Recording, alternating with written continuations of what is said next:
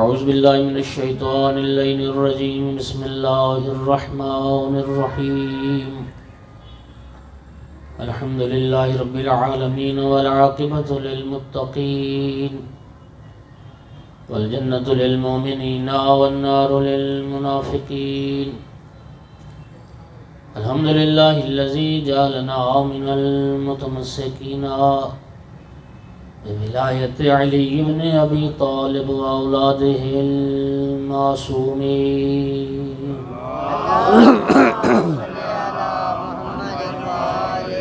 الحمد للہ الذی جعلنا من الباقین علی سید الشہداء واولاده واصحابه المظلومین الصلاة والسلام والتحیۃ والاکرام علی رسولہ الکریم شفیع المذنبین آنیس الغریبین ورحمت للعالمین اعنی العبد المؤید الرسول المسدد المحمود الاحمد المصطفى الامجد والقاسم محمد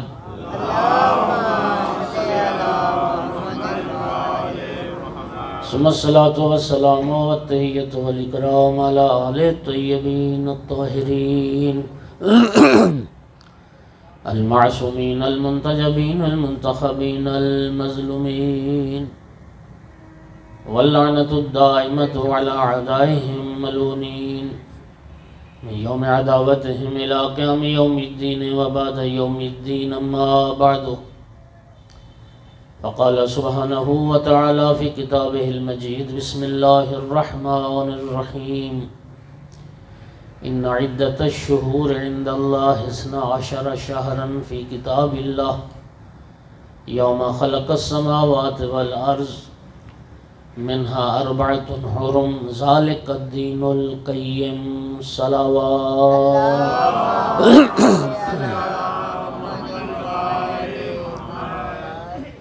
مومنین کرام، سورہ مبارکہ توبہ کی آیت نمبر 36 کا کچھ حصہ میں نے آپ کے سامنے تلاوت کیا ہے۔ ماشاءاللہ ماشاءاللہ۔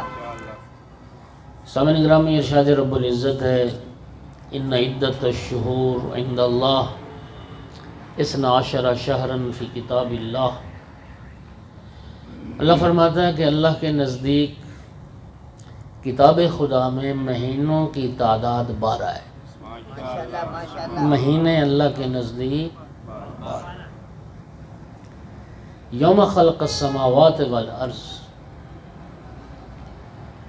اور جب سے اللہ نے ارض و سما کو خلق فرمایا اس وقت سے مہینے اللہ نے 12 بنائے۔ ماشاءاللہ ماشاءاللہ۔ منہا 4 حرم، اور فرمایا ان 12 مہینوں میں سے 4 مہینے ہیں جو حرمت والے ہیں، احترام والے ہیں۔ ذالک الدین القیم، اور یہی قائم رہنے والا دین ہے۔ فلا تظلموا فیہن انفسکم، اور ان میں اپنے نفسوں پر ظلم نہ کرنا۔ مومنین کرام، 12 مہینے اللہ نے بنائے اور ان میں 4 حرمت والے۔ زمانہ جاہلیت میں بھی ان 4 مہینوں کا احترام کیا جاتا تھا اور محترم شمار ہوتے تھے، اور اب جانتے ہیں وہ حرمت والے مہینے۔ زمانہ جاہلیت میں کافر اور مشرک بھی ان 4 مہینوں میں جنگ نہیں کرتے تھے۔ اگر جنگیں ہو رہی ہوتی تھی تو جنگ روک دیتے تھے، لڑائیاں روک دیتے تھے، اور ان مہینوں کے گزرنے کے بعد پھر لڑائی دوبارہ شروع ہوتی تھی۔ یہ جو حکم تھا اس کو اسلام نے باقی رکھا۔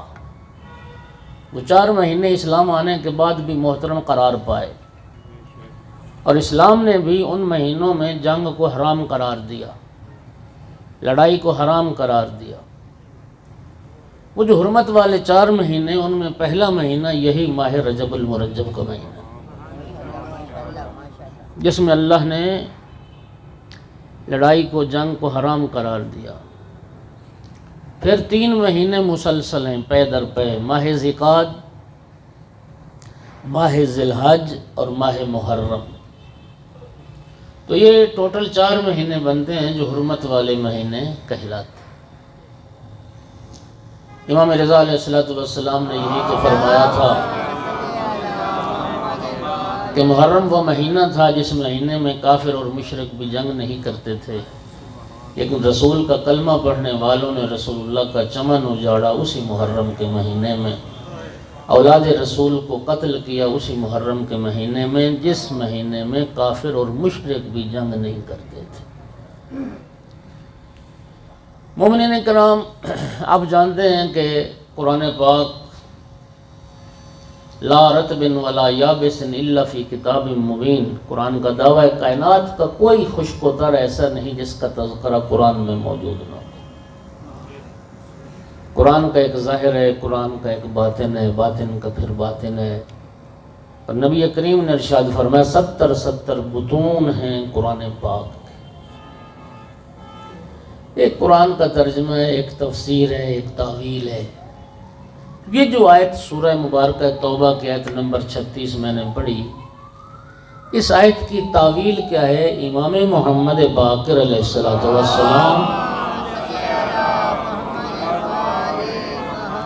نے ارشاد فرمایا کہ یہ جو اللہ فرما رہے ہیں نا کہ مہینے اللہ کے نزدیک 12 ہیں، فرمایا اس سے مراد ہے کہ امام اللہ کے نزدیک 12 ہے۔ امام اللہ نے 12 بنائے، اور کب سے اللہ نے 12 امام بنائے؟ جب سے اللہ نے ارض و سما کا یہ سلسلہ خلق فرمایا، اسی وقت سے خداوند عالم نے امام 12 متعین فرما دی۔ اچھا، ایک بات میں احباب کی دلچسپی کے لیے میں عرض کروں، اللہ گواہ ہے کہ امام 12 ہوں گے، یہ شیعہ سنی کتابوں میں احادیث موجود ہیں۔ نبی کریم نے فرمایا، لفظ مختلف ہیں، جو 3-4 لفظ استعمال ہوئے میں وہ سارے لفظ دہرانے لگا ہوں۔ کسی حدیث میں نبی کریم نے فرمایا میرے 12 خلیفے ہوں گے، کسی حدیث میں فرمایا میرے بعد 12 امیر ہوں گے، کسی حدیث میں فرمایا کہ بنی اسرائیل کے نقباء کی تعداد کے مطابق میرے 12 نقیب ہوں گے، اور کسی میں فرمایا 12 امام ہوں گے۔ تو 12 کا تذکرہ شیعہ سنی سب کے ہاں موجود ہے، لیکن اللہ کو گواہ بنا کر میں کہہ رہا ہوں کہ شیعہ تمہارے علاوہ کوئی مکتبہ فکر مسلمانوں کا ایسا نہیں ہے جو 12 پورے کر سکے کہ وہ 12 ہیں کون۔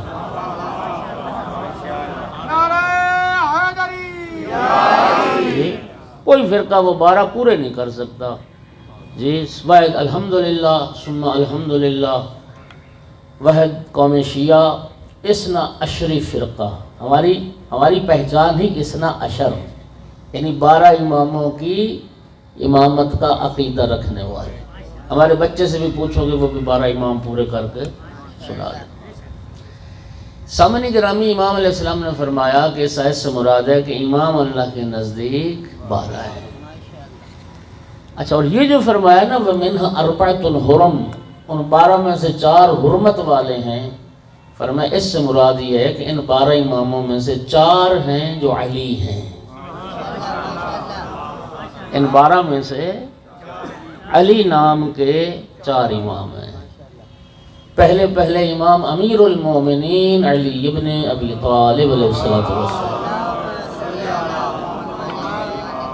امام باقر علیہ السلام کی حدیث پڑھ رہا ہوں، فرمایا ہمارے جد امیر المومنین کا نام اللہ نے اپنے نام علی سے مشتق کیا ہے، یعنی مشتق بھی علی ہے، مشتق منہ بھی علی ہے۔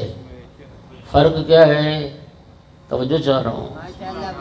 وہ بنانے والا علی ہے، یہ بننے والا علی ہے۔ وہ خالق علی ہے، یہ مخلوق علی ہے۔ وہ رازق علی ہے، یہ مرزوق علی ہے۔ وہ معبود علی، یہ عابد علی۔ وہ مسجود علی، یہ ساجد علی۔ وہ بھی علی، یہ بھی ہے۔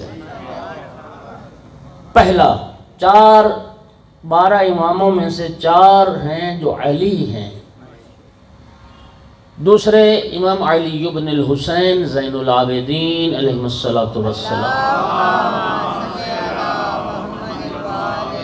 تیسرے امام علی بن موسیٰ الرضا علیہ السلام۔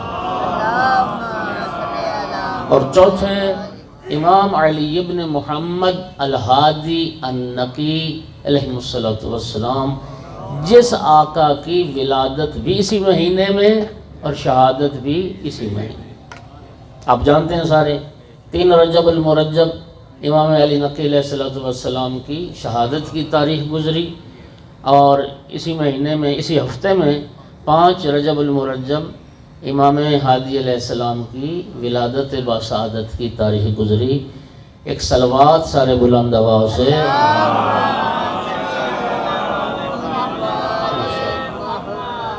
آگے آ جائیں، سید تشریف لائیں، ایک صلوات اور بھی پڑھ دیں سارے حضرات بلند آواز۔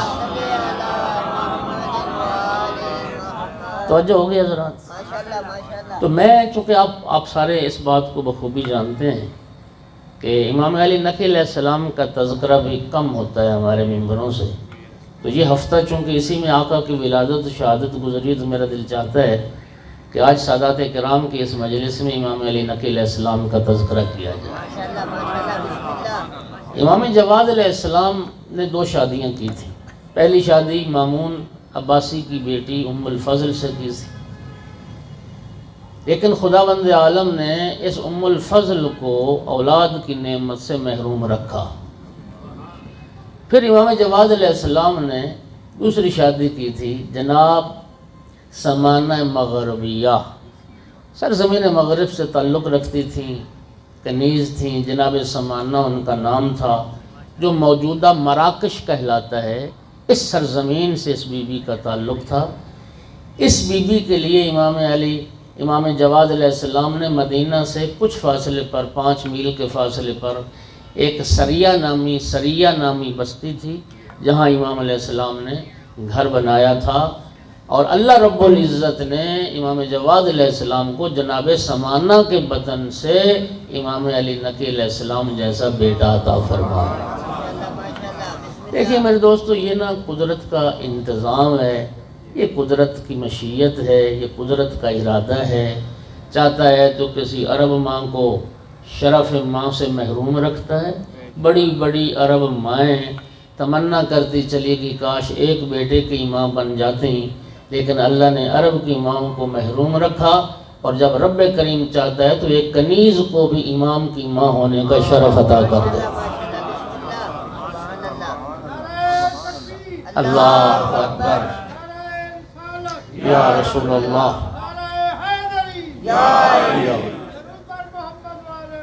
اللہم صلی علی محمد۔ دیکھیں عرب کا جو معاشرہ ہے انتہائی متعصب معاشرہ ہے، یعنی وہ غیر عرب کو اپنے اوپر فوقیت بھی نہیں دیتے۔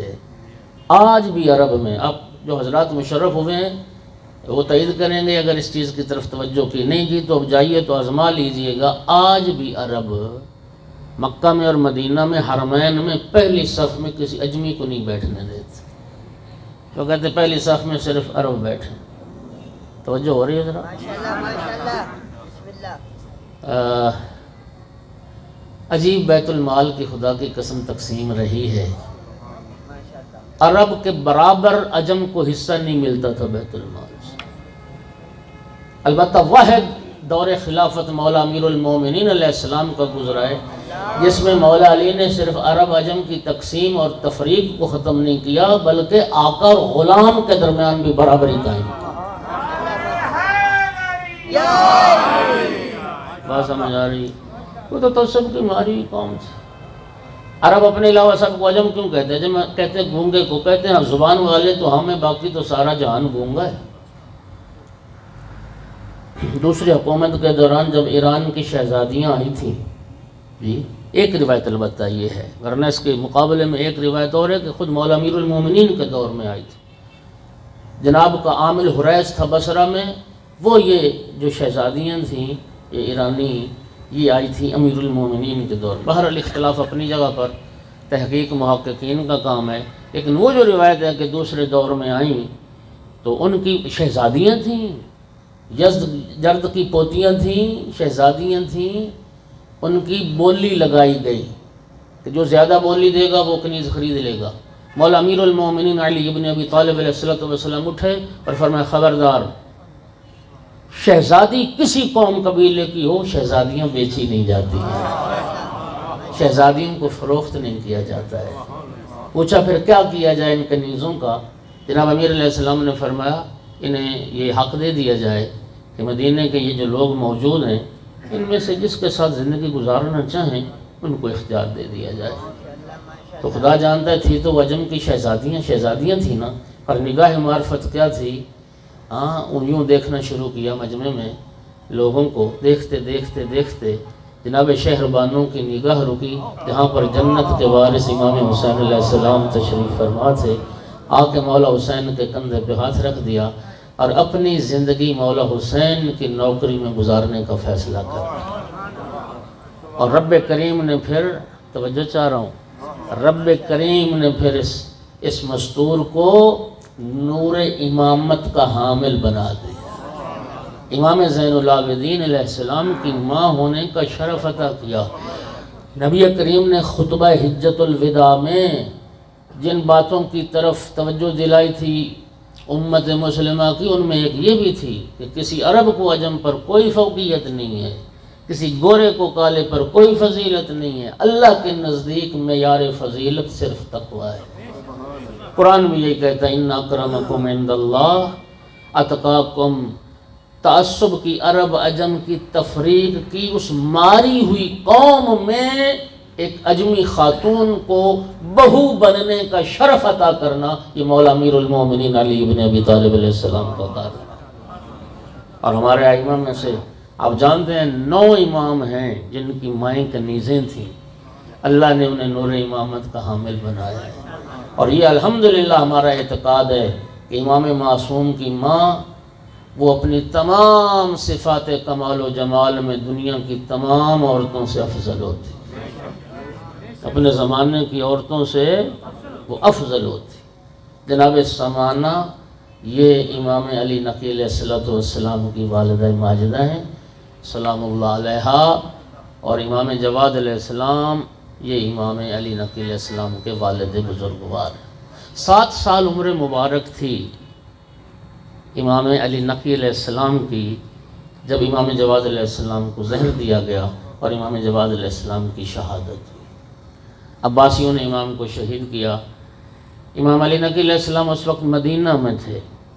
لوگوں کو دھوکہ دینے کی خاطر اہل بیت کی طرف تاکہ دنیا کو دکھائیں کہ ہم اہل بیت سے بڑی عقیدت رکھنے والے ہیں، ان کے خیر خواہ ہیں، مدینہ کے ایک جنیدی نامی شخص کو جو اس زمانے کا ایک عالم اور فاضل شخص گنا جاتا تھا، آل محمد کی حمایت جلب کرنے کے لیے امام علی نقی علیہ السلام کا استاد مقرر کیا گیا کہ اس بچے کو تم پڑھاؤ۔ توجہ چاہ رہا ہوں۔ کچھ دن گزرے تو گورنر مدینہ نے جنیدی سے پوچھا کہ محمد جواد کا جو بیٹا علی ہے وہ کیسا پڑھ رہا ہے؟ تو جنیدی کہتا ہے خدا کی قسم دنیا یہ سمجھتی ہے کہ میں اس بچے کو پڑھا رہا ہوں، واللہ انا اتعلم منہ، بخدا قسم میں پڑھا نہیں رہا، میں تو ان سے پڑھ رہا ہوں۔ میں انہیں کیا پڑھاؤں گا، میں ایک حرف قرآن بولتا ہوں وہ علم کے دریا بہا دیتے، وہ آیات کی تفسیر جانتے ہیں، آیات کی تعویل جانتے ہیں، جی میں انہیں کیا پڑھاؤں گا، دنیا یہ سمجھتی ہے۔ اور مومنین اس میں تعجب نہ کیجئے، ہمارا عقیدہ کیا ہے؟ الامام امام ولو کان صغیرا، امام امام ہوتا ہے چاہے بچہ کیوں۔ یہ جو الہی عہدے ہوتے ہیں نا، نبوت و رسالت و امامت ہو، یہ سن و سال کی محتاج نہیں ہوتی۔ اگر اللہ حضرت عیسیٰ علیہ السلام کو گہوارے میں نبوت و رسالت عطا کر سکتا ہے تو 7 سال کی عمر میں امام علی نقی علیہ السلام کو امامت بھی عطا کر سکتا ہے۔ 7 سال کی عمر مبارک میں اللہ نے مسند امامت امام علی ہادی علیہ السلام کو عطا فرمایا ہے۔ 40 سال امام علی نقی علیہ السلام نے زندگی گزاری ہے۔ توجہ فرما رہے ہوں۔ اور آپ جانتے ہیں کہ متوکل عباسی ملعون نے جب امام کو مدینہ سے سامرہ بلایا ہے، پھر لوٹ کے دوبارہ مدینہ جانا نصیب نہیں ہوا ہے، اور امام علیہ السلام کی جو بیشتر زندگی کا حصہ ہے وہ سامرہ میں وہ نظر بندی کی زندگی ہے، ایک طرح کی قید کی زندگی ہے۔ اور جانتے ہو کہ متوکل ملعون جسے بنی عباس کا یزید کہا جاتا ہے، بڑا سخت دور تھا، شیعیان امیر المومنین کے لیے جو متوکل کا دور تھا. اتنی آپ اندازہ فرمائیے گا کہ ایک شیعہ تلوار نہیں خرید سکتا. ایک شیعہ اس متوکل ملعون کے زمانے میں گھوڑا نہیں خرید سکتا. اور سامعین گرامی اس زمانے میں جب زیارت امام حسین علیہ السلام پہ پابندیاں لگ گئی تھیں، قبر امام حسین علیہ السلام پر متوکل نے حل چلوائے، نشان قبر امام حسین کو مٹانے کی کوشش کی گئی. اسی زمانے میں یہ امام علی نقی علیہ السلام کا دور تھا. امام کے دل پر کیا گزر رہی ہوگی کہ جب شیعیان آل محمد کے ساتھ یہ سلوک کیا جا رہا، ہاتھ کاٹے جا رہے تھے، پاؤں کاٹے جا رہے تھے. سامعین گرامی بیشتر امام علی نقی علیہ السلام نے وقت گزارا ان عباسیوں کے ساتھ، لیکن اس مشکل ترین دور میں بھی امام ہادی علیہ السلام نے، القاب امام کے بہت سارے، یہ دو لقب بڑے معروف ہیں، ایک نقی ایک ہادی، یہ دو القاب امام پہ شہرت رکھتے ہیں. ہمارے ہندوستان میں امام علی نقی لقب زیادہ معروف ہے. ایران عراق کے معاشرے میں امام ہادی یہ لقب زیادہ مشہور. یہ دونوں القاب معروف القاب. امام نے پھر بھی کچھ شاگرد پیدا کیے. میں ایک اور بات کی طرف توجہ دلاؤں. آپ جانتے ہیں کہ امام علی نقی علیہ السلام کو مدینہ سے سامرہ بلایا کیوں گیا تھا؟ پھر امام کی شہادت یہیں ہوئی، پھر امام عسکری علیہ السلام کی شہادت یہیں ہوئی، پھر امام عسکری کو بھی امام علی نقی علیہ السلام کی طرح مدینے سے اپنا سامرہ سے باہر نہیں نکلنے دیا گیا. اور امام عسکری کے دور میں تو اتنی سختی تھی کہ ہفتے میں 2 مرتبہ عباسی دربار میں امام کی حاضری لگتی تھی اور امام کو حاضر ہونا پڑتا تھا. اس کی وجہ صرف یہ تھی کہ نبی کریم جو فرما کے گئے تھے کہ میرا جو آخری جانشین ہوگا، اسمہ اسمی و کنیتہ کنیتی و شمائلہ شمائلی یملا اللہ بہ الارض قسطا وعدلا کما مولیت ظلم و جورا.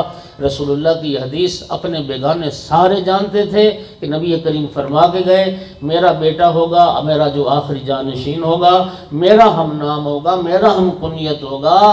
اللہ میرے بیٹے مہدی کے صدقے میں اس زمین کو عدل اور انصاف سے پر کر دے گا جس طرح ظلم اور جور سے بھر چکی ہوگی. ان عباسی حکمرانوں کو یہ علم تھا کہ امام علی نقی کا بیٹا ہوگا امام حسن عسکری، اور حسن کا بیٹا ہوگا وہ امام مہدی جس کی خبر رسول اللہ دے کے گئے. عباسیوں نے ان دونوں اماموں کو بلا کے قید رکھا سامرہ میں.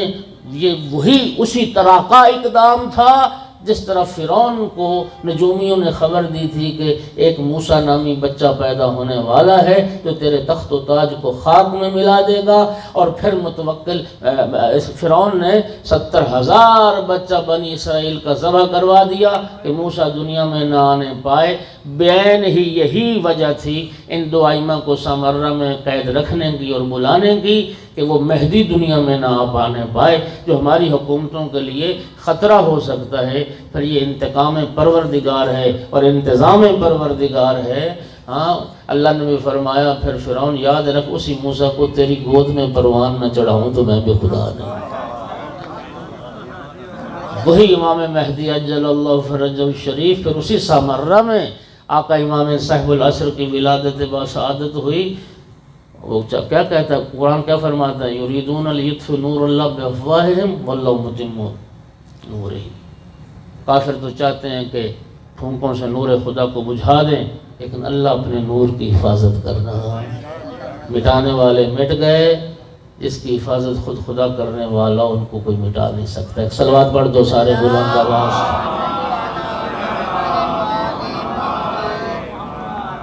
اب گھبرا تو نہیں رہا؟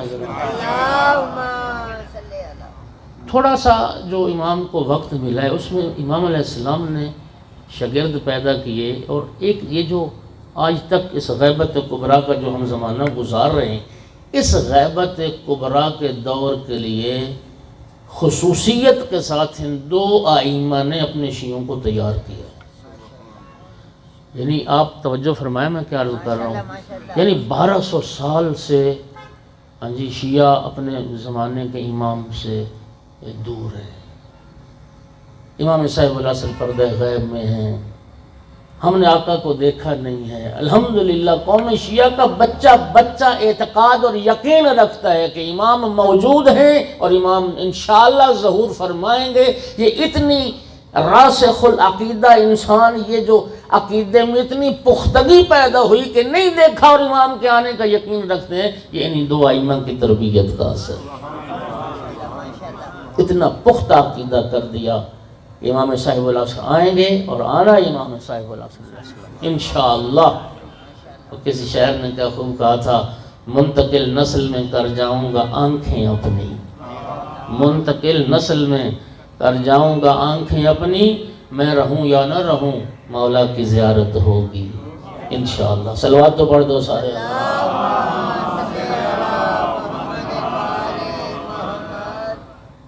شاگرد بھی تربیت فرمائی۔ سامعین گرامی، ابن سکیت امام کے محبوں میں سے، امام کے شیعوں میں سے، ایک معروف نام امام علی نقی علیہ السلام کے اصحاب میں سے، ایک معروف ترین نام امام کے شاگردوں میں سے سید عبدالعظیم حسنی، رے شہر میں تہران میں جن کی قبر مبارک ہے، مزار مبارک ہے۔ امام حسن علیہ السلام کی اولاد میں سے 4 واسطوں سے، اور امام علی نقی علیہ السلام چند ائمہ کی صحبت کا شرف ہے، لیکن خصوصیت کے ساتھ امام علی نقی علیہ السلام کے صاحب اسرار صحابی تھے اور امام علیہ السلام کے وکیل تھے۔ امام علی نقی علیہ السلام نے وکلاء کا نظام قائم کیا ہے جو آج اجتہاد و تقلید کی صورت میں موجود ہے۔ یہ نظام امام علی نقی علیہ السلام نے بنایا تھا۔ غیبت صغریٰ تو امام علی نقی کے زمانے سے شروع ہو گئی تھی، یعنی بہت تھوڑے شیعوں نے امام علی نقی علیہ السلام کی زیارت کی ہے اور بہت تھوڑے شیعوں نے امام حسن عسکری علیہ السلام کی زیارت کی ہے۔ وکلاء کا نظام ان دو ائمہ نے عطا کیا۔ جو شیعہ نشین علاقے تھے، جہاں شیعہ آبادی زیادہ تھی، امام نے ایک ایک فرد کو مورد اعتماد جو تھا اپنا جانشین، اپنا نائب مقرر کیا تھا۔ پھر ان نائبین کے ذریعے سے شیعہ مومنین کی مشکلات حل ہوتی تھیں، ان کے سوالات امام تک پہنچتے تھے، امام کے جوابات ان تک پہنچتے تھے، لوگوں کے واجبات امام تک پہنچتے تھے، امام حکم دیتے تھے کہ ان کو کہاں صرف کرنا ہے اور کس طرح شیعوں کی داد رسی ہونی ہے اور کس طرح شیعوں کی مدد ہونی ہے۔ یہ نظام غیبت کبریٰ میں جو آج اجتہاد و تقلید کی صورت میں ہے، اس کی بنیاد امام علی نقی علیہ السلام نے رکھی۔ اس سید عبدالعظیم حسنی یہ تہران میں اس رے شہر میں امام علی نقی علیہ السلام کے نمائندے بن کے گئے تھے۔ پھر امام کی زندگی میں سید عبدالعظیم حسنی وفات ہوئی یا شہادت ہوئی، لیکن مقام و مرتبہ کتنا بلند ہے۔ ابھی آپ زیارت نامہ سید عبدالعظیم حسنی کو اٹھا کے دیکھ لیں، مفاتیح الجنان میں موجود ہے۔ اس میں بھی امام علی نقی علیہ السلام کی یہ حدیث موجود ہے کہ امام علی نقی علیہ السلام نے فرمایا، من زار عبد العظیم برے کمن زار الحسین بکربلا، جو رے شہر میں عبدالعظیم کی قبر کی زیارت کرے گویا اس نے کربلا میں امام حسین علیہ السلام کی قبر کی زیارت۔ کتنی جلیل المرتبت ہستی، کتنا بلند مقام کہ جن کی زیارت سے مولا حسین علیہ السلام کی زیارت کا ثواب ملے۔ اور یہاں میں ایک اور بات بھی عرض کروں، یہی سید عبدالعظیم حسنی امام علی نقی علیہ السلام کی خدمت میں حاضر ہوئے۔ یہ جو میں روایت نقل کر رہا ہوں نا، جانتے ہو اس کو روایت کس نے نقل کیا؟ شیخ المحدثین شیخ صدوق رضوان اللہ تعالی علیہ نے۔ سید عبدالعظیم امام علی نقی علیہ السلام کی خدمت میں حاضر ہوئے، السلام علیکہ یا ابن رسول اللہ۔ امام علیہ السلام نے سلام کا جواب دیا، وعلیکم السلام یا ابا القاسم، مرحبا بک یا ابا القاسم، انت ولی حقا۔ اے ابو القاسم مرحبا، ہمارا سچا حقیقی ولی شیعہ تو ہے۔ سید عبدالعظیم نے عرض کی، یا ابن رسول اللہ، میں اپنا دین اور عقیدہ آپ کی خدمت میں پیش کرنا چاہتا ہوں۔ میں سناتا ہوں کہ میرا عقیدہ کیا ہے۔ میرے اس عقیدے میں کوئی کمی بیشی ہے تو اس کی اصلاح فرما دیں، کوئی غلطی ہے تو اس کی اصلاح کر دیں۔ میں چاہتا ہوں صحیح دین اور صحیح عقیدے پر مجھے موت آئے۔ سید عبدالعظیم نے اپنا دین پیش کیا۔ اچھا، امام علیہ السلام نے جب اس کا دین عقیدہ سنا تو پھر امام علی نقی علیہ السلام نے ان لفظوں کے ساتھ مہر تصدیق ثبت فرمائی، فرمایا ھذا دینی و دین و آبائی، اے عبدالعظیم میرا بھی یہی دین ہے، میرے آبا و اجداد کا بھی یہی دین ہے، اسی دین پہ تم مضبوطی سے قائم رہو، تمہاری دنیا بھی کامیاب، تمہاری آخرت بھی کامیاب۔ اچھا، اب آپ میں یہ خواہش تو پیدا ہوئی ہوگی کہ وہ دین کیا تھا، عقیدہ کیا تھا جو سید عبدالعظیم نے امام علی نقی کے سامنے پیش کیا، اور جس عقیدے کو امام نے فرمایا کہ میرا اور میرے آبا و اجداد کا دین یہی ہے۔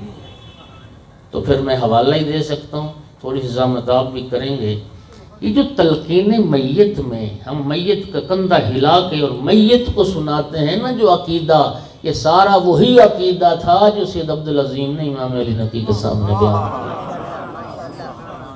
وہی چیز ہے جو تلقین کی صورت میں ہم میت کا کندھا ہلا کے اس کو سناتے ہیں۔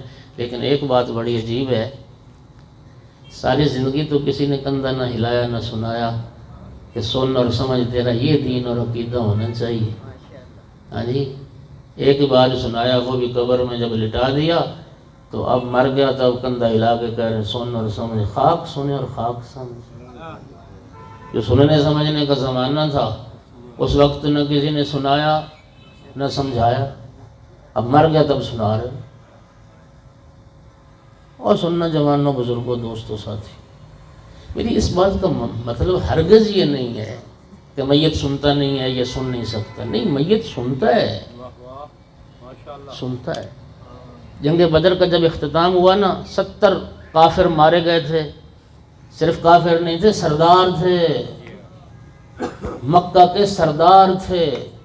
نبی کریم نے فرمایا تھا ابو جہل پر لعنت ہو کہ اس نے مکہ کے سارے سردار اکٹھے کر کے لے آیا بدر میں اور مروا دی اس نے۔ تو لاشیں نبی پاک نے فرمایا کہ ساری اس چاہ بدر میں ڈال دو۔ اس کنویں میں لاشیں پھینکوا دی رسول اللہ نے۔ پھر کنویں کے کنارے نبی کریم کھڑے ہوئے اور ان لاشوں سے خطاب کیا۔ سرکار نے فرمایا، او مشرکین مکہ، میرے رب نے جو مجھ سے وعدہ کیا تھا میں نے اپنے رب کے وعدے کو سچا پایا، کیا تم نے بھی میرے رب کے وعدے کو سچا پایا؟ صحابہ کرام حیران ہو گئے، یا رسول اللہ لاشوں سے باتیں کر رہے ہیں، یہ سن رہے ہیں، یہ لاشیں سن رہی ہیں؟ میں لفظوں کا ذمہ دار ہوں۔ رسول اللہ نے فرمایا تم زندہ افراد سے بھی بہتر سن رہے ہیں، تم زندوں سے بھی بہتر سن رہے ہیں، لیکن جواب دینے پر قادر نہیں ہیں۔ میت تو سنتا ہے، توجہ ہو رہی ہے؟ جناب فاطمہ بنت اسد صلوات اللہ علیہ کو جب نبی کریم نے قبر میں لٹایا جی اور دفن کیا تو دونوں ہاتھوں سے تعویذ قبر بند کر کے رسول اللہ اپنی ماں کی قبر پر مٹی چڑھا رہے تھے۔ اس خاک ڈالنے کے عمل کے دوران فرما رہے تھے ابنوں کے ابنوں کے ابنوں کے۔ آپ کی سنی روایت؟ پوچھا صحابہ کرام نے، یا رسول اللہ یہ کیا فرما رہے ہیں ابنوں کے؟ فرمایا فرشتے میری ماں سے پوچھ رہے ہیں تیرا امام کون ہے؟ تو میری ماں شرما رہی ہے، میں کہہ رہا ہوں اماں کہہ دیں آپ کا بیٹا ہی تو آپ کا امام۔ اس وقت صحابہ نے تعجب سے پوچھا، یا رسول اللہ خاک کے نیچے آپ کی ماں نے آپ کی آواز سن لی؟ یوں رسول اللہ مٹی چڑھا رہے تھے دونوں ہاتھوں سے، یوں ہاتھ جھاڑے، یوں فرمایا میرے ہاتھوں سے جو آواز پیدا ہوئی ہے میری ماں نے یہ بھی سن لی۔ میرے بھائی میں یہ سنتا تو ہے، عرض کرنے کا مطلب یہ تھا کہ تلقین تو ایک تذکر ہے، تلقین تو یاد دہانی ہے۔ تلقین کا فائدہ اس مومن کو ہوگا جس نے اس عقیدے کے مطابق زندگی گزاری ہو۔ اگر وہ عقیدہ اس کا زندگی میں تھا ہی نہیں، کوئی خدا نخواستہ بدبخت نصیری تھا، غالی تھا، مشرک تھا، کیا تھا، اس کو پھر وہ عقیدہ تلقین کیا فائدہ دے گی؟ اس لیے میں عرض کر رہا ہوں زندگی میں یہ نماز جعفریہ میں یہ تلقین ترجمے کے ساتھ لکھی موجود ہے۔ ہاں جی 5-7 منٹ سے کچھ زیادہ تو ٹائم نہیں لگے گا۔ ایک بار زندگی میں اپنے اہل و عیال کو، بچوں کو جمع کر کے زندگی میں سناؤ کہ ہر مومن کو کم از کم اتنا عقیدہ رکھنا واجب ہے۔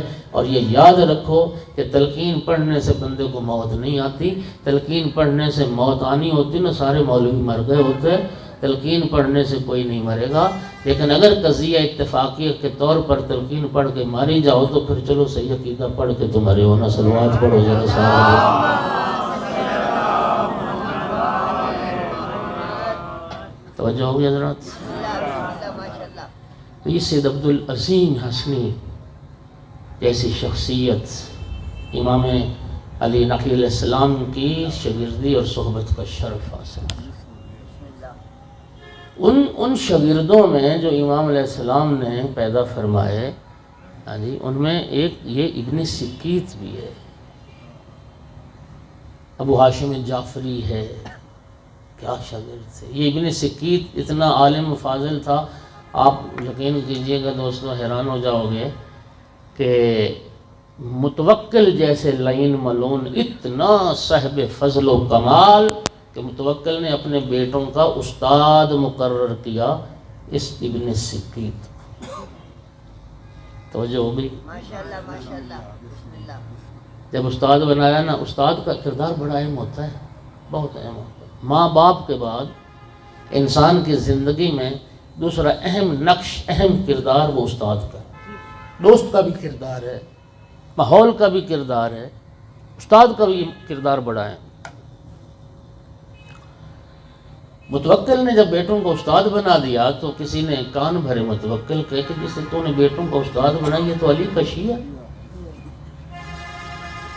متوکل کہتا اچھا کس دن آزماؤں گا۔ تو عید کا دن تھا، خوشی کا دن تھا، تو دربار سجا، کرسیاں لگیں، تو کہا کہ آج نا بیٹوں کا امتحان لیا جائے۔ ابن سکیت بھی تھا، دربار سارا۔ امتحان جب بچوں کا لیا گیا تو امتحان بڑا اچھا دیا انہوں نے، متوکل بڑا خوش ہوا۔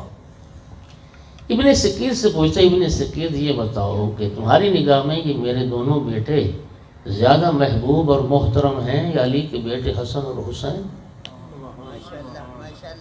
اللہ اکبر! یقین فرمائیے ہمیں نا مفت میں ملی ہے مولا علی علیہ السلام کی ولایت، لیکن ہمارے اسلاف نے بڑی قربانیاں دی۔ اللہ جانتا جب اس نے یہ سوال کیا نا کہ میرے بیٹے یا علی کے بیٹے، خون جوش مارنے لگا، خون کھول اٹھا ابن سکیت کا۔ ملعون تیری اتنی جرت بڑھ گئی کہ اپنے بیٹوں کا تو مقایسہ کرتا ہے فرزندان رسول کے ساتھ، اور پوچھتا ہے کہ تیری نگاہ میں محبوب کون ہے؟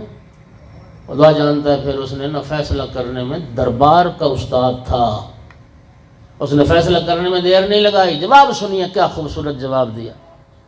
کہتا ہے متوکل سن، تو خود اور تیرے دونوں بیٹے میری نگاہ میں مولا علی کے غلام قمبر کے جوتے کی خاک جتنی بھی حیثیت نہیں رکھتے۔ میں مولا کے غلام کے قدموں کی خاک مجھے تجھ سے اور تیرے دونوں بیٹوں سے زیادہ محبوب۔ خدا کی قسم وہ جواب دیا کہ متوکل کے کلیجے میں خنجر پیوست کر دیا جاتا نا، اس کو اتنی تکلیف نہ ہوتی جتنا یہ جواب سن کے تکلیف۔ اور کیا کر سکتا تھا؟ حکم دیا کہ اس کی زبان کھینچ لی جائے، پس گردن سے ذبح کر کے اس کی زبان گدی سے کھینچ لی گئی۔ تڑپ تڑپ کے سر دربار جان دے دی، لیکن علی اور اولاد علی کی عزت پہ حرف نہیں آنے دی۔ یہ امام علی نقی علیہ السلام کے شجاعت، اور یہی تربیت کا اثر تھا۔ اسی متوکل کا بیٹا منتشر باللہ امام علی نقی علیہ السلام کی خدمت میں حاضر ہوا۔ فرزند رسول مجھے یہ بتائیے کہ اگر کوئی شخص آپ کی جدہ ماجدہ بنت پیغمبر صدیقہ کبریٰ صلوات اللہ علیہ کی شان میں گستاخی کرے تو اس کے لیے کیا حکم ہے؟ گالی دے بی بی پاک کو اگر کوئی شخص، تو اس کے لیے کیا حکم ہے؟ امام علی نقی علیہ السلام نے فرمایا وہ واجب القتل ہے، جو عصمت کبریٰ کی شان میں گستاخی کرے۔ کہتے فرزند رسول میرے باپ متوکل نے آپ کی جدہ ماجدہ کو گالیاں دی میرے سامنے، لہٰذا میں اپنے باپ کو قتل ضرور کروں گا۔ امام علیہ السلام نے ساتھ یہ بھی بتا دیا تو بیٹا ہے وہ تیرا باپ ہے، جب کوئی بیٹا باپ کا قاتل بنتا ہے تو پھر بیٹے کی زندگی ختم ہو جاتی ہے، عمر قطع ہو جاتی ہے، زندگی قطع ہو جاتی ہے۔ منتصر نے کہا تھا مجھے کوئی پرواہ نہیں، میں ایک دن بھی زندہ نہ رہوں، لیکن میں اس گستاخ کو جو بی بی پاک کا گستاخ ہے میں اس کو قتل ضرور کروں گا۔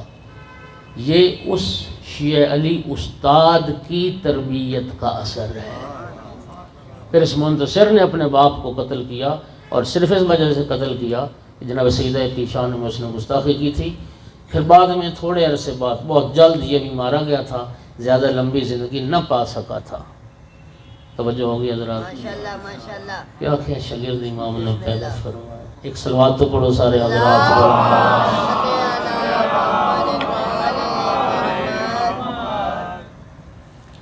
مسائل علمی حل کرتے تھے، دربار سجدہ تھا۔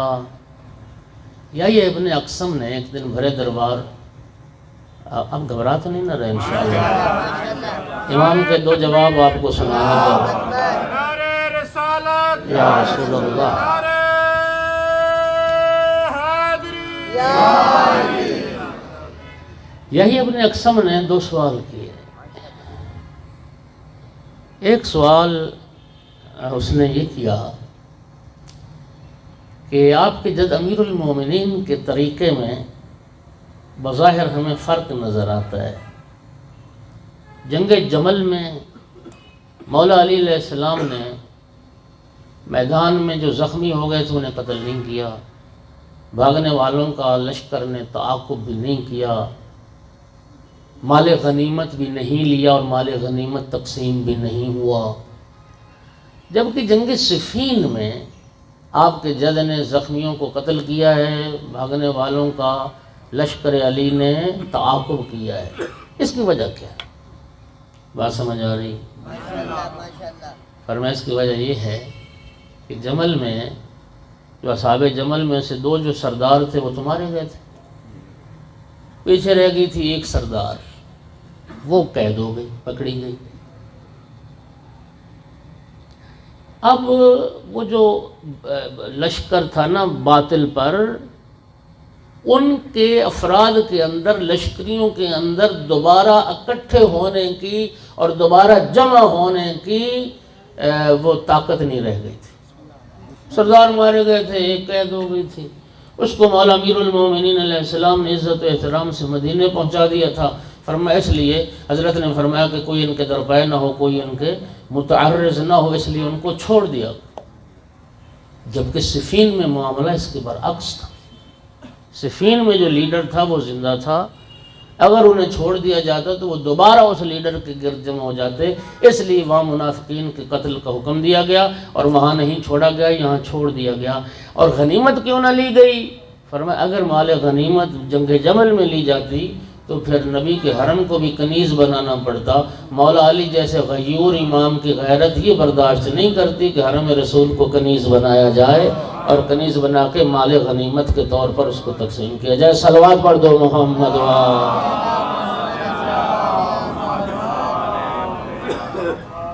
توجہ ہوگی حضرت کی۔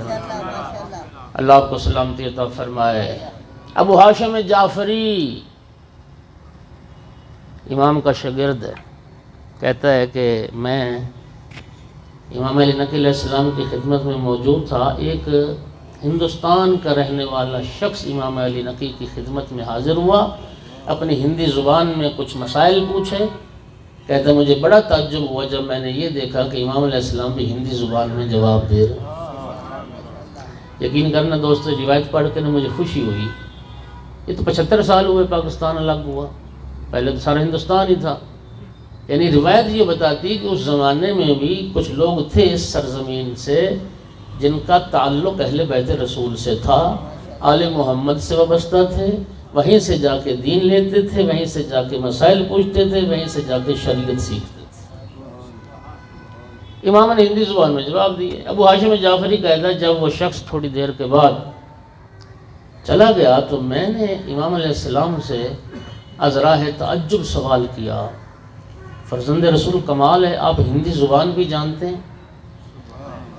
امام نے فرمایا ابو ہاشم، اللہ نے ہمیں کائنات کی تمام مخلوقات کے لیے حجت بنایا ہے۔ جو محجوج کی زبان نہیں سمجھے گا وہ حجت کیسے ہو جائے گا؟ اس کے بعد ابو ہاشم کہتا ہے آقا کے سامنے، امام علی نقی علیہ السلام کے سامنے کچھ کنکریاں پڑی تھیں، ایک کنکری امام علی نقی علیہ السلام نے اٹھائی، اپنے دہن مبارک میں رکھا۔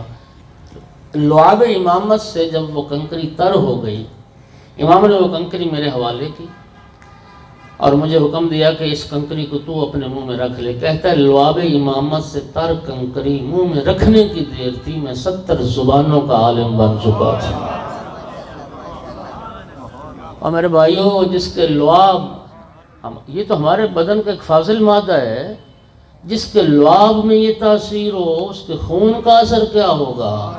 اور پھر ان ہستیوں کی عظمت کو کون سمجھے جن کے لیے رسول فرما کے گیا ہو لحمہم لحمی و دمہم دمی، ان کا گوشت میرا گوشت ہے، ان کا خون میرا خون۔ مولا امام معصوم کا لعاب، جس کی یہ قدرت طاقت، 70 زبانوں کا عالم ہو گیا، جس کے ایک ذرہ لعاب سے علم کی خیرات تقسیم ہو۔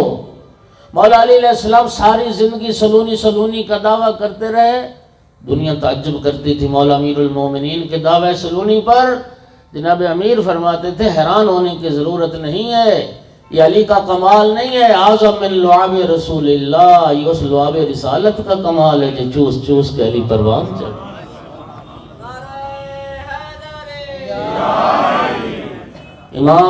امام ہوتا ہی وہ عالم بکل لغت من لغات الدنیا، امام ہوتا ہی وہ ہے جو دنیا کائنات میں بولی جانے والی ہر زبان کو سمجھتا ہو اور ہر زبان میں کلام کر سکتا ہو۔ دوسرا سوال کیا یحییٰ ابن اقسم نے امام علی نقی علیہ السلام سے کہ فرزند رسول یہ بتائیے کہ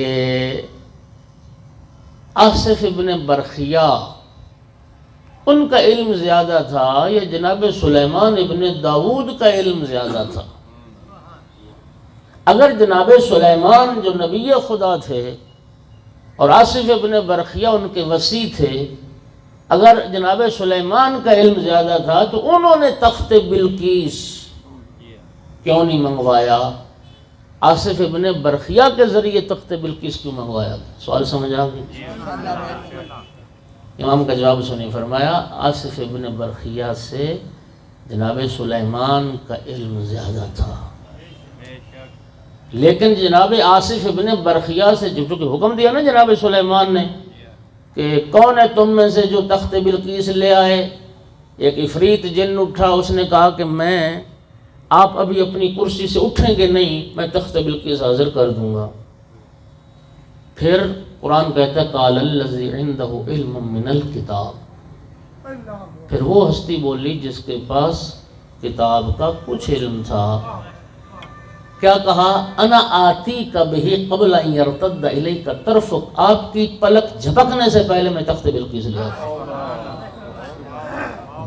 چشم زدن سے بھی پہلے، قبل ان یرتد۔ میرا بھائی میں تو سمجھ نہیں پاتا کہ یہ کیا ہے، ہاں جی وہ کتنی جلدی ہے اور کتنی تیزی ہے، سٹاپ واچ میں بھی وہ اتنی، اب سیکنڈ کو بھی سینکڑوں ہزاروں حصوں میں تقسیم کر دیا گیا ہے، ہم کیا سمجھیں وہ کیا طاقت تھی۔ قرآن کہتا ہے جس کے پاس کچھ علم تھا نا کتاب کا، اس نے یہ کہا کہ انا آتی کا بہی، میں لے کے آتا ہوں، اور توجہ کرو سارے، میں لے کے آتا ہوں۔ یہاں نہ بِإِذْنِ اللہ کہا حضرت آصف ابن برخیہ نے، نہ یہاں قرآن کہتا ہے کہ انہوں نے کوئی دعا کی ہو، اللہ نے انہیں ولایت دی تھی، اس ولایت کے ذریعے میں لے کے آتا ہوں اور پلک جھپکنے سے پہلے لے کے آتا ہوں۔ توجہ ہو گئی؟ سوال یہ کیا کہ پھر اگر علم جناب سلیمان کا زیادہ تھا تو آصف ابن برخیہ کے ذریعے کیوں منگوایا تخت بلقیس؟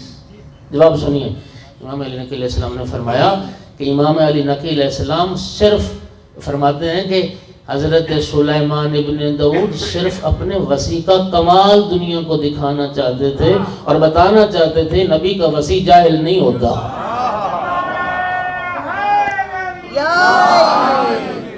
نبی کا جو وصی ہوتا ہے وہ صاحب کمال ہوتا ہے، وہ صاحب علم ہوتا ہے، ورنہ جناب سلیمان کا اپنا علم زیادہ تھا، وہ صرف اپنے وسیع کا کمال دنیا کو دکھانا چاہتے۔ اب ذمہ دار اس حدیث پڑھنے لگا ہوں۔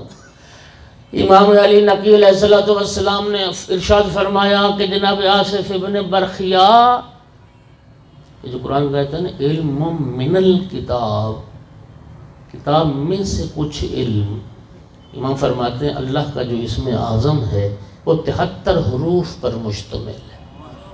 کتنا؟ اللہ کا اسم اعظم 73 حروف پر مشتمل ہے۔ فرمایا ان 73 حروف میں سے حضرت آصف ابن برخیا کو صرف ایک حرف کا علم عطا کیا گیا تھا، جبکہ ہم اہل بیت کو ان 73 میں سے 72 حروف کا علم عطا کیا گیا ہے۔ ان 73 میں سے 72 کا علم اللہ نے ہمیں دیا ہے۔ ایک حرف کا علم اللہ کی ذات کے ساتھ خاص ہے، جو ذات وحدت نے اور ذات کمال و جمال نے اپنی ذات کے لیے مختص رکھا ہے، وہ ایک حرف ہے تاکہ خالق و مخلوق کا فرق باقی رہے۔ صلوات پڑھو محمد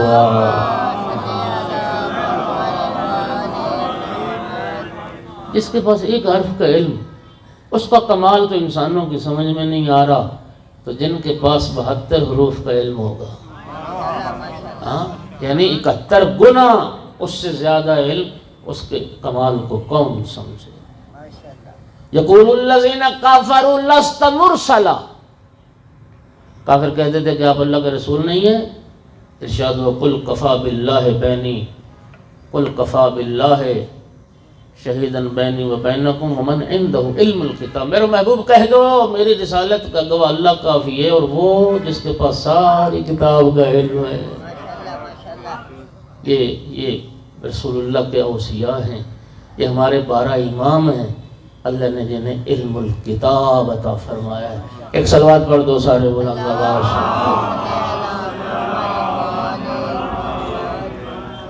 جب ہاشم جعفری حاضر ہوا، غربت کا رونا رویا امام علی نقی علیہ السلام کے سامنے، فقیری ہے، تنگ دستی ہے، آقا نے ایک مٹھی ریت کی اٹھا کے اس کی جھولی میں ڈال دی، جب دیکھا تو وہ سونے میں بدل چکی۔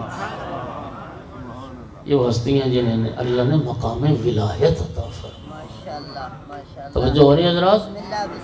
تشریعی ولایت بھی، تکوینی ولایت۔ اور مومنین کرام، ہر امام کی طرف سے شیعوں تک کچھ میراث میں پہنچا ہے۔ آپ جانتے ہو کہ امام علی نقی علیہ السلام کی طرف سے میراث میں 2 چیزیں امام علی نقی علیہ السلام نے چھوڑی اپنے شیعوں کے لیے، 2 چیز، اور وہ دونوں زیارت نامے ہیں۔ ایک زیارت جامع کبیرہ اور دوسری زیارت الغدیر۔ یہ 2 امام علی نقی علیہ السلام کے تعلیم کردہ زیارت نامے ہیں، اور ہمارے علماء نے، فقہاء نے کس قدر تاکید فرمائی زیارت جامع کبیرہ کے پڑھنے پر، اور ہمارے علماء نے فرمایا آفتاب فقاہت تشیع شیخ اعظم انصاری ان کے وصیت نامے میں پڑھ لیں، آیت اللہ العظمہ مراشی نجفی ان کا وصیت نامہ موجود ہے اس وقت، اس وصیت نامے میں پڑھ لیں۔ فرماتے ہیں ہر شیعہ مومن کو چاہیے کم از کم ہفتے میں ایک بار زیارت جامعہ کبیرہ کا مطالعہ کریں۔ کسی بھی امام کی ولادت اور شہادت پر امام معصوم کی بارگاہ میں عرض ادب اور سلام کا اس سے بہتر طریقہ اور کوئی نہیں ہے جو زیارت جامعہ کبیرہ کی صورت میں موجود۔ حیات اللہ جوادی عاملی نے بڑی خوبصورت بات کی، وہ فرماتے تھے زیارت جامعہ کبیرہ یہ زیارت نامہ نہیں، یہ ارادت نامہ ہے، اور زیارت جامعہ کبیرہ بتاتی ہے کہ ایک انسان کا کمال کیا ہوتا ہے اور کامل انسان کون ہوتا ہے۔ کامل انسان کا تعارف دیکھیں، امام کی معرفت واجب ہے۔ من مات ولم یعرف امام زمانہ مات میتۃ جاہلیہ۔ فخر رازی نے کہا کہ نبی کریم نے فرمایا من مات ولم یعرف امام زمانہ فلیمت ان شاء یہودی و ان شاء نصرانیہ، جو مر گئے اور زمانے کے امام کو نہ پہچانا، چاہے یہودی مر جائے، عیسائی مر جائے، مسلمان نہیں مرتا جسے امام وقت کی معرفت نہ ہو۔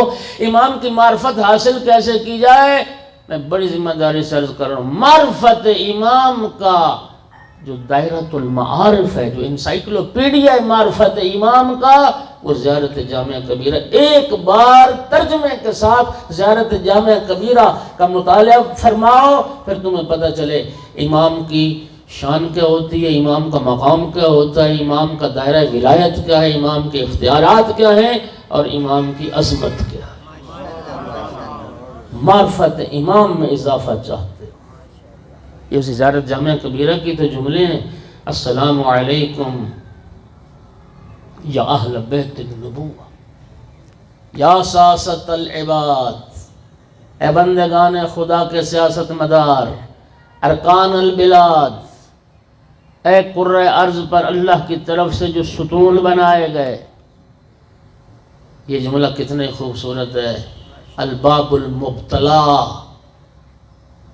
یہ ائمہ اہل بیت وہ دروازہ ہیں، یہ وہ ہستیاں ہیں جن کے ذریعے آزمایا جائے گا انسانوں کو۔ من اتاکم نجا ومن لم یاتکم ہلک، جو پہنچ گیا آل محمد تک وہ نجات پا گیا، جو نہ پہنچا وہی ہلاک ہو۔ اسی زیارت جامعہ کبیرہ کا جملہ ہے: السلام علی محال معرفت اللہ، میرا سلام ان ہستیوں پر جو معرفت خدا کا محل ہیں، معرفت خدا کا مقام ہے۔ اسی زیارت کا جملہ ہے: من اراد اللہ بعد ابکم، جو خدا تک پہنچنا چاہتا ہے وہ آل محمد سے شروع کرے۔ اگر ہدف خدا تک پہنچنا ہے تو وہ معرفت اللہ کا جو سفر ہے وہ معرفت امام سے شروع، وہ معرفت مولا علی علیہ السلام کا ارشاد ہے: ان اللہ لو شاء لعرف العباد نفسہ ولکن جعلنا ابوابہ وسراتہ۔ مولا امیر فرماتے ہیں اگر اللہ چاہتا اپنے بندوں کو ڈائریکٹ اپنی معرفت کروا سکتا تھا، لیکن اللہ نے اپنی معرفت کا دروازہ ہمیں بنایا ہے، اللہ نے اپنی معرفت کا راستہ ہمیں قرار دیا ہے۔ امام شناسی خدا شناسی کا ذریعہ ہے، اور امام شناسی کے لیے زیارت جامعہ کبیرہ سے بہتر اور کوئی طریقہ نہیں ہے معرفت امام کے۔ اور دوسرا اسی زیارت جامعہ کبیرہ کا جملہ ہے، جی امام معصوم کی بارگاہ میں حاضر ہو کے آپ کیا پڑھ رہے ہیں؟ بکم فتح اللہ و بکم یختم، اے ائمہ اہل بیت، اے آل رسول، اللہ نے آپ سے کائنات کا آغاز کیا، آپ پہ ختم کرے گا۔ بکم ینزل الغیث، آپ کی وجہ سے بارشیں برساتا ہے اللہ۔ بکم یمسک السماء، آپ کی وجہ سے آسمان اپنے مقام پر رکا ہوا ہے۔ بکم ینفس القرب، آپ کی وجہ سے رنج دور ہوتے ہیں۔ یفرج الحم، غم دور ہوتے ہیں۔ جی یہ زیارت جامعہ کبیرہ امامت کا تعارف، یہ چند جملے تھے جو میں نے سنا ہے۔ اور دوسرا زیارت نامہ زیارت الغدیر، 18 ذی الحج کو عید غدیر والے دن مولا امیر المومنین علیہ السلام کا جو زیارت نامہ، خدا کی قسم کیا زیارت نامہ ہے۔ مولا امیر المومنین کے مناقب کی ایک کتاب ہے، امیر المومنین کے فضائل کا ایک دریا بہتا ہوا۔ 30 سے زیادہ آیات قرآن مجید سے جو مولا امیر المومنین کی شان میں نازل ہوئی، امام علی نقی علیہ السلام نے اس زیارت نامے میں ذکر کی۔ کتنی احادیث سرکار دو عالم صلی اللہ علیہ وآلہ وسلم کی مولا امیر المومنین کی شان میں جو زیارت نامے میں امام علی نقی علیہ السلام نے ذکر کی، بلکہ اس میں اس زیارت نامے میں زیارت الغدیر میں ایک حصہ تبرے کا بھی ہے۔ میں کہتا ہوں تولا اور تبرہ کا بہترین نمونہ اور مرقع وہ زیارت الغدیر ہے جو امام علی نقی علیہ السلام نے عطا فرمائی۔ اور شیخ عباس قمی، پتہ نہیں اس جملے کی کون قدر کرے، شیخ عباس قمی نے لکھا کہ زیارت الغدیر کی سند اگر معتبر نہیں تو پھر کسی بھی حدیث کی سند معتبر نہیں۔ اتنی معتبر سند کے ساتھ یہ دو زیارتیں یہ امام علی نقی علیہ السلام نے ہمارے لیے چھوڑی ہیں، امام کی میراث ہے۔ ہمیں اس میراث کی حفاظت کرنا ہے اور اس سے بھرپور فیض حاصل کرنا ہے۔ میں نے کافی زحمت دے لی آپ کو، میں دو جملے صرف ذکر مصیبت کی عرض کروں گا۔ مومنین کرام، میں نے عرض کیا اسی مہینے میں شہادت بھی آقا کی گزری ہے۔ 3 رجب المرجب کو بڑی اذیت دی گئی امام علی نقی علیہ السلام کو، بڑے دکھ دیے گئے۔ امام علی نقی علیہ السلام بستر بیماری پر تھے۔ امام عسکری علیہ السلام سے فرمایا بیٹا کسی ایک شخص کو لاؤ میرے پاس، میں اسے زیادہ راہ دیتا ہوں، وہ میری طرف سے اجیر بن کے جائے کربلا، میرے جد مظلوم کی قبر پر میرے لیے جا کے دعا کرے۔ وہ اجیر لایا گیا، امام نے زیادہ راہ دیا، ایک تھیلی درہم و دینار کی عطا کی، فرمایا یہ زیادہ راہ لے لے اور تو کربلا جا، میری طرف سے میرے جد مظلوم کی بارگاہ میں سلام بھی کر دیں اور میرے جد مظلوم کی قبر پر میری شفایہ بھی۔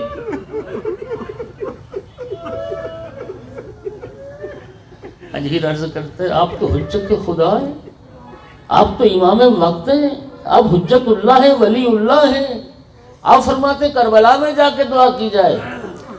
امام علی نقی علیہ السلام نے فرمایا اللہ نے زمین پر کچھ مقامات ایسے بنائے ہیں، اللہ چاہتا ہے کہ وہاں پر دعا کی جائے، کیوں؟ اس لیے کہ اللہ نے اس مقام پر استجابت دعا کو رکھا ہے، اللہ نے تحت قبۃ الحسین قبولیت دعا کو رکھا ہے، مولا حسین کی گنبد کے نیچے قبولیت دعا کو رکھا ہے، اور میرے جد مظلوم کی قبر کی مٹی میں شفا کو رکھا ہے۔ متوکل ملعون نے آدھی رات کا وقت تھا، سپاہیوں کو حکم دیا کہ امام علی نقی علیہ السلام کو گرفتار کر کے لایا جائے۔ دیواریں پھلانگ کے سپاہی گھر میں داخل ہوئے، آدھی رات کا وقت تھا، امام مصلی عبادت پر اللہ کی عبادت میں مصروف تھے۔ امام کو اس حالت میں گرفتار کیا گیا، جوتا نہیں پہننے دیا گیا، سر پہ امامہ نہیں رکھنے دیا گیا۔ یہ اس کو نہ شاید ہم نہ سمجھ پائیں، جس طرح ہمارے ماحول معاشرے میں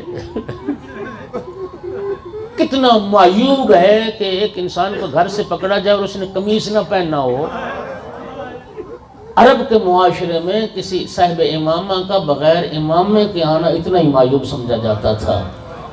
امام کو سر پر امامہ نہیں رکھنے دیا۔ متوکل ملعون کے دربار میں جب لایا گیا نا امام علی نقی علیہ السلام کو، وہ بدبخت شراب کے جام پہ جام چڑھا رہا تھا۔ جب امام علی نقی علیہ السلام تشریف لائے، شیعو سنو گے امام کی خدمت میں شان میں کیا جسارت ہوئی۔ متوکل ملعون شراب کا ایک جام بھر کے امام کے سامنے پیش کرتا ہے، کہتے ہیں آپ ہمارے ساتھ شراب پیئے۔ امام معصوم کو شراب پیش، فرمایا اللہ نے ہمارے گوشت پوست کو اس سے محفوظ رکھا ہے، اللہ نے ہماری شان میں آیت تطہیر کو نازل کیا ہے، ہمارا گوشت ہمارا بدن کبھی شراب سے مانوس نہیں ہوا ہے۔ اجرکم علی اللہ۔ بس میں عرض کروں گا آقا، آپ کو جو دربار میں لایا گیا، آپ آل محمد کے گھرانے کے پہلے فرد نہیں ہیں جسے دربار میں بلایا گیا، آپ سے پہلے آقا آپ کے جد امام زین العابدین کو بھی تو درباروں میں بلایا گیا تھا۔ لیکن عزاداروں بڑا فرق ہے، مولا جب آپ دربار میں آئے آپ کے ساتھ ننگے سر بہنیں نہیں تھیں، آپ کے ساتھ ننگے سر مائیں پھوپھیاں نہیں تھیں۔ قربان سید الساجدین کی غربت پر کہ جب امام سجاد درباروں میں پیش ہوتے تھے، ننگے سر زینب کلثوم، پھوپھیاں ساتھ ہوتی تھی، بہنیں ساتھ ہوتی تھی۔ آقا آپ کے سر پر امامہ نہیں تھا، لیکن جب سید الساجدین کو لایا گیا تھا، گلے میں توقے خاردار، کمر میں لنگر، ہاتھوں میں ہتھ کڑیاں، پاؤں میں بیڑیاں، اجرکم علی اللہ۔ اور پھر جب یزید کے دربار میں پیش ہوا یہ لٹا ہوا قافلہ، آقا بہت بڑی جسارت، آپ کو شراب پیش کی گئی، آپ کو شراب پینے کا کہا گیا۔ آقا آپ کو صرف شراب پینے کا کہا گیا، قربان آپ کے جد مظلوم حسین، یزید ملعون تخت پر برجمان تھا، نیچے سونے کے کشت میں امام حسین کا سر رکھا ہوا تھا. مظلوم توجہ چاہوں گا. یزید ملعون کیا کرتا تھا؟ بس میں اشارہ ہی کر سکتا ہوں. شراب پی رہا تھا. جو شراب بچتی تھی کیا کرتا تھا؟ اسی کشت میں ڈال دیتا تھا جس میں مولا حسین کا ملعون کہتا تھا حسین تیرا نانا اسی شراب کو میرے اس پر اکتفا نے کیا. ہاتھ میں خضران کی چھڑی تھی, لبہائے مبارک پر مارتا تھا. ملعون کہتا تھا حسین تیرے لب کتنے خوبصورت ہیں, تیرے دانت کتنے خوبصورت ہیں. صحابی رسول ابو برزہ عصر میں اٹھا, کہتا او یزید ملعون ہاتھ روک لے, میں نے ان آنکھوں سے دیکھا رسول اللہ ان لبوں کے بوسے لیتے تھے. بوسہ گئے رسول کی بے ادبی نہ کر. جب صحابی رسول برداشت نہ کر سکا, سوچو زینب و کلثوم کے دل پر کیا گزر گئی, سید الساجدین کے دل پر کیا. الا لعنۃ اللہ علی القوم الظالمین. سيعلم الذين ظلموا أي منقلب ينقلبون.